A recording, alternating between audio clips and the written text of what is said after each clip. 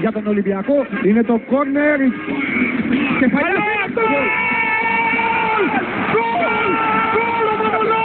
Γκολ για τον Ολυμπιακό. Κόντρα στη ροή του αγώνα. Στο 13ο λεπτό της αναμέτρησης. Ολυμπιακός Μπενφίκα 1-0. Καραϊσκάκη Μπενφίκα 1-0. Πειραιώς Μπενφίκα 1-0. Κώστας Μανολάς. Μπορεί να είναι και τελευταία, ακούτε τι γίνεται. Ο Πέρες θα εκτελέσει το φάουλ από αριστερά. Ο Ρομπέρτο δεν έχει φάει τίποτα σήμερα. Τίποτα. Δεν έχει περάσει τίποτα. Εδώ στο Καραϊσκάκι έχει κρατήσει το 1-0. Είναι η τελευταία φάση. Ο Ολυμπιακός κρατάει την νίκη. Η κεφαλιά είναι από τον Ενδικά. Η μπάλα πηγαίνει στο Σάμαρι. Κοιτάει το ρολόι του Σλοβαίνος. Τέλος!